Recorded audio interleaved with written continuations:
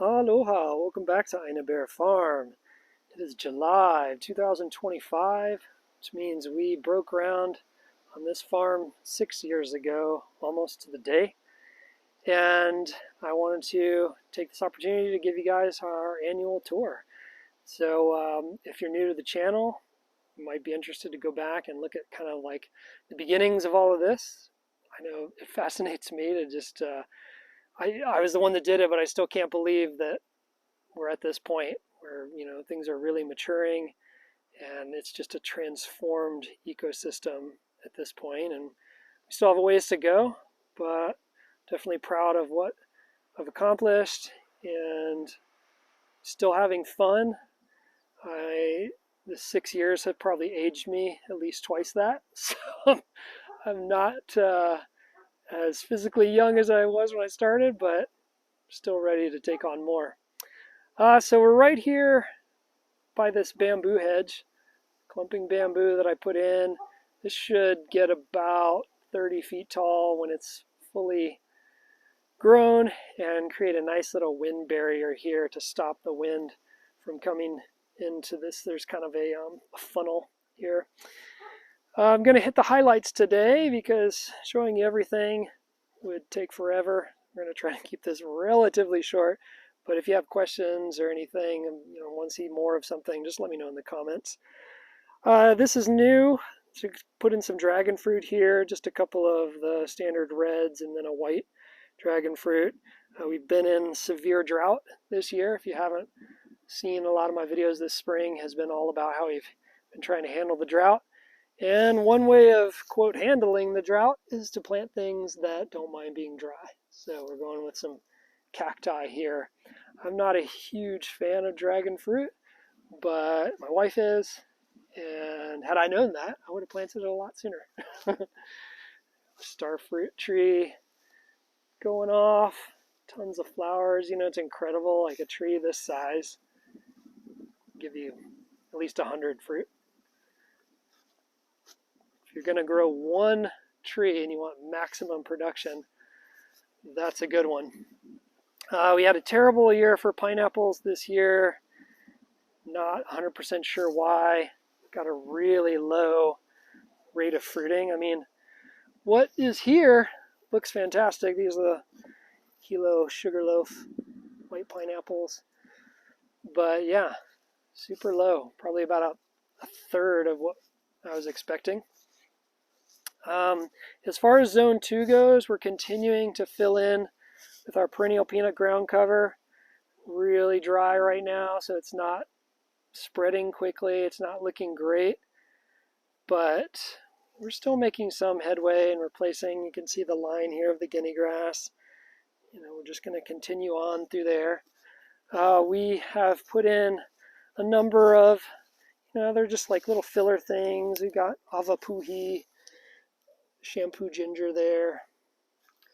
We got these nice areas where it feels very foresty, full canopy.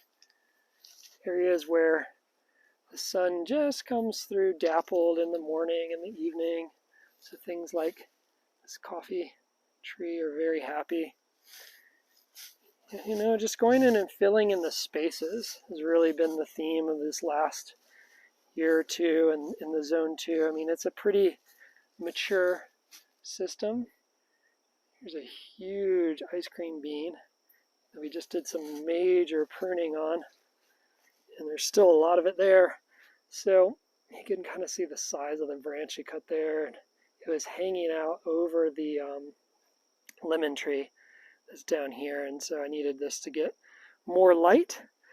But it's tough to prune things when you're in a severe drought. You really want as much shade as you can get, but it was getting to the point where it was too much shade and felt like it was not benefiting the lemon tree. You can see all the leaf and woody debris though that we got down there, and so it's just biomass. We're building up the system. That's zone 2, filling in specialty crops in certain spaces. That's a Gurmi Chama, Brazilian cherry. Got this beehive ginger, pretty cool looking. Still a lot of grass in zone 2. The drought has really slowed down my progress of replacing this grass with the perennial peanut, but it's okay. We've got a lot of stock of perennial peanut, so we'll get back to it when the weather shifts. Making a lot of compost piles. We've excavated some new trails where we cut into some really tall guinea grass, so we make these huge piles that we add all sorts of other things to. Got our first good mango crop this year. This is Mapulehu. Saw my last video. Saw all the different fruits that are going on right now. This is one I'm very excited about.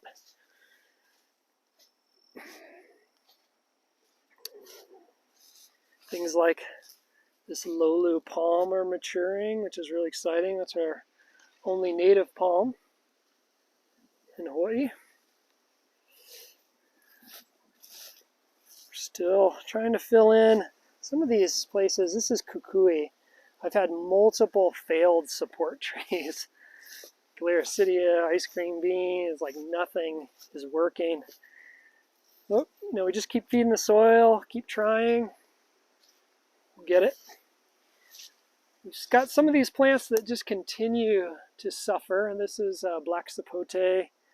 I've tried a lot of things here. The beetles just defoliate it so consistently.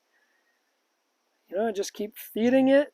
I have surrounded it with other plants to try to block them from being able to like fly in, interrupt that flight path.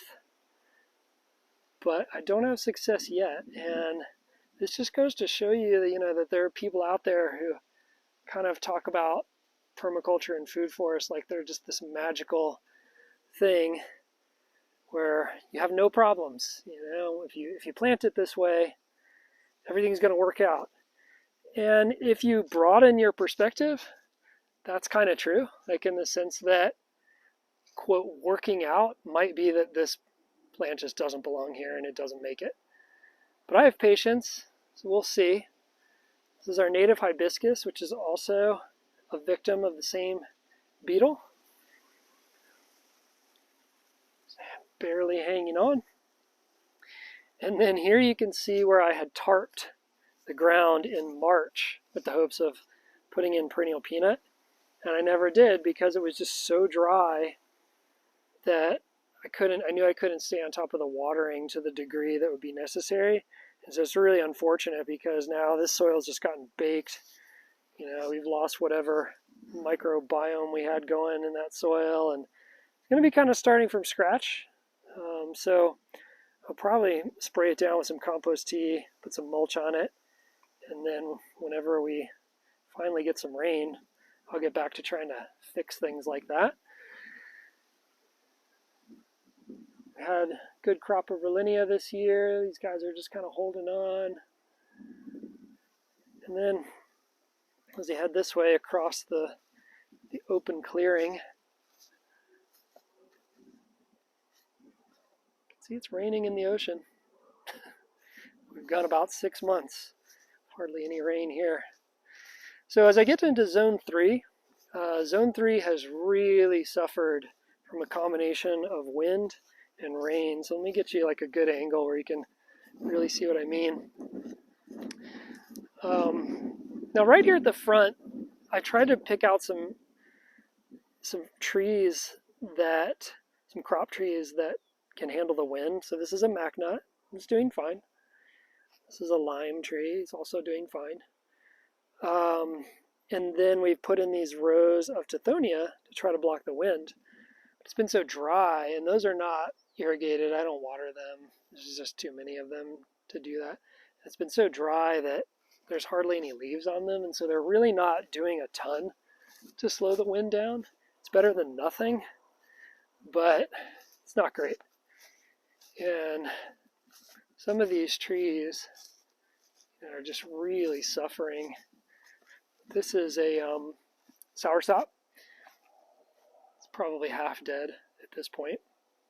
So I don't know how much is going to make it. I mean, it is sending out new leaves near the top, but we'll just have to see.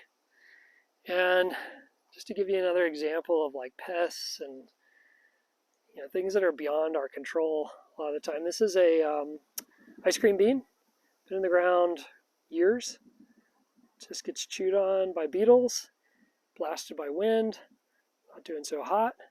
And if I just pan over what is probably the distance of about 30 feet, this ice cream bean was planted 6 months ago, not chewed on by beetles, still gets the wind, but I don't know.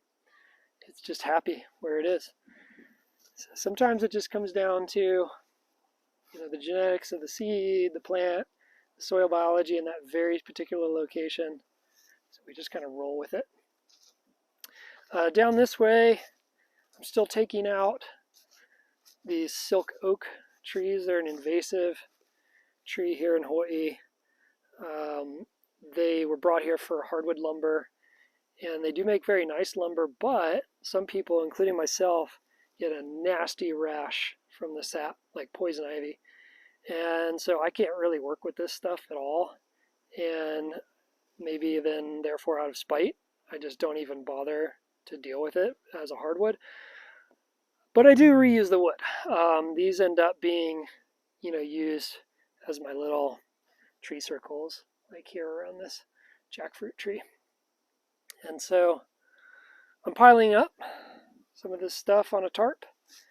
And I've got, I think, 1, 2, 3, 4, 5 more to go. I might be able to get the rest of those down by the end of the summer. The reason I want them down is twofold. One is that the roots are pretty extensive and they sap some nearby trees. As a good example, this little dead stick was a white sapote that was thriving when I put it in. It is the third tree I've tried to plant in this spot, and I know that the silk oak roots from this stump here were interfering with it. They may have other factors as well, but I know that's a definite factor. So now I at least get to see, is it going to do better without it? And in the case of some of these, this is getting into zone 4, zone 5. I really want to start planting more street trees out here, support trees, to like convert this ecosystem. And these trees are not healthy. They're going to need to come down at some point. They might come down on their own at some point, but I feel like it's better if I just take them out now and then they don't smash whatever I want in there after I've planted them and taken care of them. So yeah, we'll mow it, cut them up, stack them, use this stuff to feed our next generation of fruit trees that are going in. And this is more like zone 3 continuation, where you can see some support species, ice cream beans, acacia. We've put in a few fruit trees here.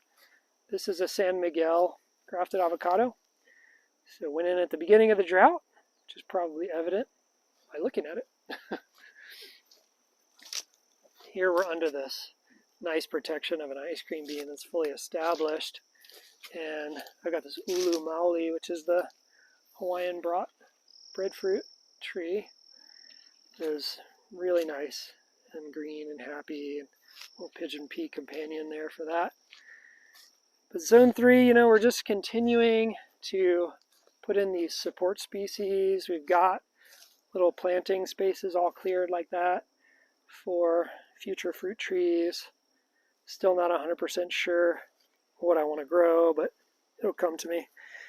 These were gliricidias that didn't take, so now I've gone back and put in gliricidia seed, and that's like less than a week's worth of growth. So, and then some pigeon pea to accompany that. So we'll see. Maybe they'll fill in. I would really like that. I'm going to head back towards zone 3 and just kind of show you a few more small updates, and we'll wrap this up, try to keep it from getting out of control long. Casteri mango hasn't fruited yet, but might be getting there.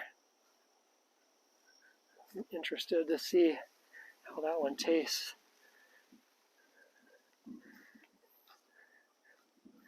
In this area, this is zone 3, we're using a different strategy. Instead of the pigeon pea, we're doing some native understory.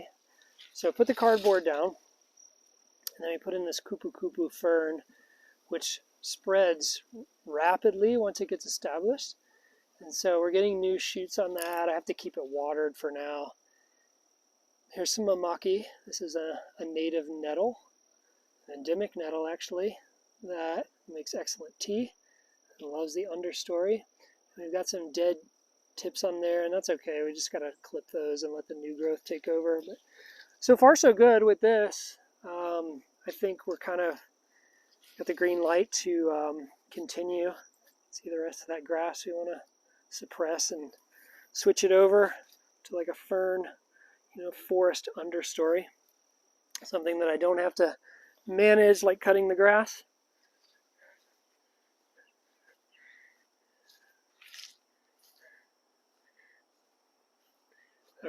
Our biggest Ma'afala ulu tree still hasn't flowered. We have a Tahitian Onafiti that has fruited a couple times. It's even smaller than this, so I don't know. We'll see. Every year, I think maybe this is the year. And then as we're heading back this way, back to zone 2, we can see our nice carpet of perennial peanut here, but definitely suffering in the drought. This looks so nice when it's green and lush and thick, but it'll come back. And up at the top of the property, we are trying to put a hedge along the fence, putting in mostly Tithonia. So I've got these little starts going in here, and we'll see. I just would like to kind of screen that off, put in something that if I want, I can just go and top prune it, get a whole bunch more chop and drop. Easier to manage than trying to keep grass cut up against this fence. Got some Gliricidia in some points that are doing okay. And I'll kind of show you where I've got that hedge going a little bit more further along. So these are in for about a month now. Gliricidia grows fast. And then fully grown ones here. That's kind of the end product. So I could come and top all that and still have my hedge. But get some material for wood chips and mulch material. And down in here, we are getting full forest in zone 2. Some olena or turmeric. Got really nice size kukui down in here. So, drought, it's not doing its best, but it's a resilient tree. Got all these nice flowers on it now. And it's going to drop a decent amount of leaves. You can kind of see some of the leaf fall there, which will add to the soil health. Create its own mulch. I've recently learned it's a phosphorus accumulator, which is very helpful. And so all those leaves, the wind will blow some of it towards that way, and yeah, it's great. So even though it's drought and it's not at its best, when you select the right trees for an area, they're going to be resilient and they're going to add to your ecosystem, and you're really not going to have to worry about them too much. Here we have a mangosteen in the shade of what has become a huge Gliricidia. When I planted that little tiny stick years ago, I never would have thought I would have a trunk that was like over a foot in diameter. So you can see here, cut off a huge section of it that was growing kind of more right towards the mangosteen. And we're getting close to the point, this is over my head. So we're getting close to the point where, we may not need a lot of that shade anymore. But it's still really helpful to have the overhead shade and then the western shade for later in the day when it just gets too hot and would still burn up the mangosteen a little bit. All right, to kind of wrap things up, we've got some cacao in our shady spots. It's doing okay. It's getting there. Ice cream bananas that are just putting on multiple racks at a time. And then we've got this section where the perennial peanut has continued to stay pretty green and happy.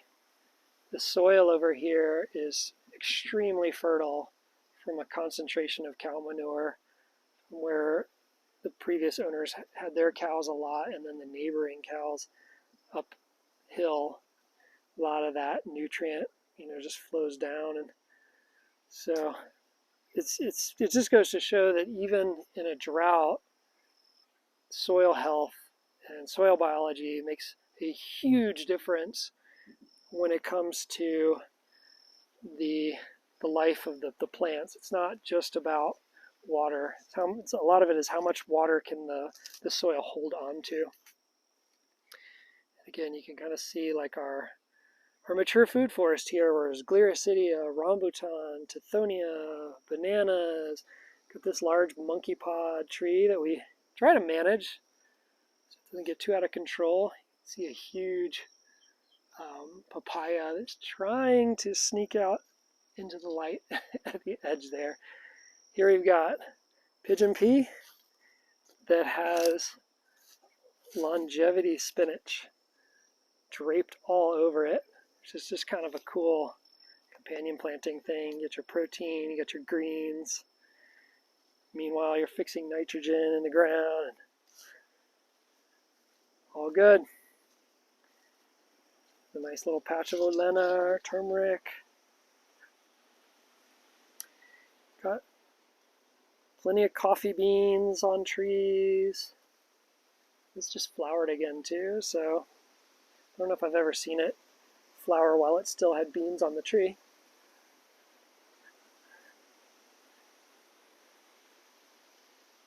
And yeah, we could stop the tour here.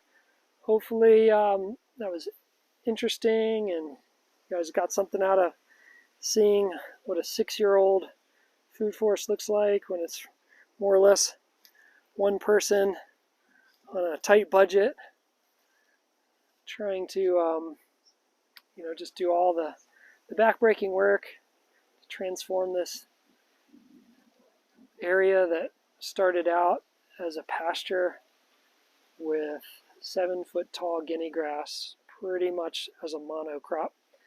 Now we've got all this diversity. We're mixing in food crops with native plants. We're mixing in different forest strata to try to mimic the way a forest takes care of itself, in the hopes that as each section sort of becomes mature, we can really start to walk away from the heavy load of maintenance and really just getting into some pruning here and there, some harvesting, of course, occasional mulching, weeding, but for the most part, looking forward to this area managing itself the way a forest does. We appreciate you watching. Keep checking in. We're going to have plenty more videos coming up this year on different projects that we have going on. And let me know in the comments section if you have any questions about anything. Until next time, aloha from Aina Bear Farm.